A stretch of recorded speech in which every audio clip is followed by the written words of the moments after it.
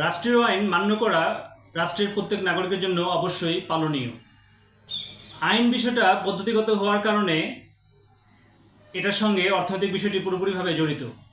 ধরুন, একটি সিআর বা জিআর মামলায়, অর্থাৎ পুলিশ কর্তৃক বা ব্যক্তি কর্তৃক কোনো মামলা একটি আদালতে দায়ের হলে যিনারা আসামি থাকেন ওনাদেরকে অবশ্যই আদালতে শরণাপন্ন হয়ে আদালতের কাছে জামিন প্রার্থনা করতে হয়।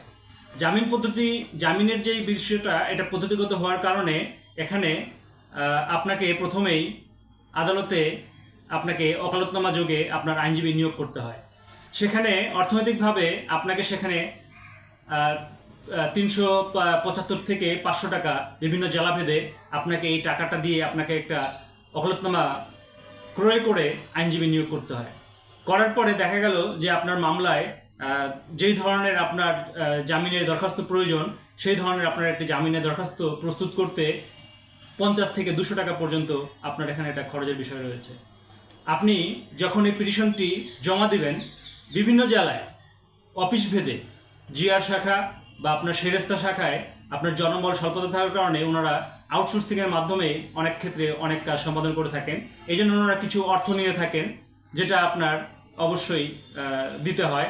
না দিলে দেখা যায় যে হয়তো আপনারই পরবর্তীতে কাজের আপনার ব্যাঘাত ঘটতে পারে। আপনি বিজ্ঞ আদালতে জামিন শুনানি করলেন, জামিন শুনানি অন্তে আপনার জামিনটি মঞ্জুর হলে আপনাকে সেখানে বেল বন্ড দাখিল করতে হয়। আমরা অনেকে বলে থাকি যে নিঃশর্ত জামিন চাই।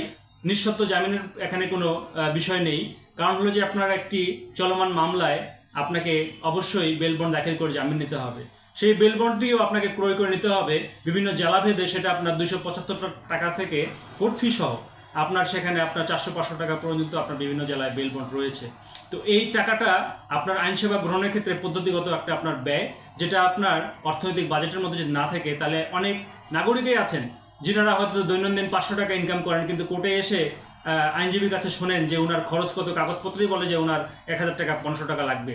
তো ওনারা তখন একটা চাপের মধ্যে পড়ে যান, একটা ডিপ্রেশনের মধ্যে পড়ে যান। কারণ ওনারা জানেন না যে এই আইন সেবাটা গ্রহণ করতে গেলে সেখানে আপনার ন্যূনতম এই বাজেটটা রয়েছে, যেটা হয়তো ওনার জানা ছিল না, বিধায় কিন্তু উনি এসে একটা চাপের মধ্যে পড়ে যান। আপনি যদি আদালতে এসে বিজ্ঞ আইনজীবী বা আপনার আইনজীবী সহকারীদেরকে যদি 1 টাকাও খরচ না দেন, তারপরেও আপনার এই আইনগত সেবাটা গ্রহণের জন্য আপনার যে পদ্ধতিগত খরচটা রয়েছে, এই খরচটা কিন্তু আপনাকে ব্যয় করতেই হবে। তো আমরা অনেকে না জেনে আমরা বিজ্ঞ আদালতে এসে অনেক সময় এই অর্থনৈতিক চাপের মধ্যে পড়ে যাই এবং আইনজীবী বা আইনজীবী সহকারীদেরকেও আমরা ভুল বুঝি।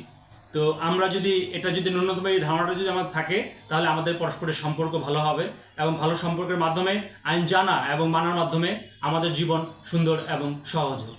সকল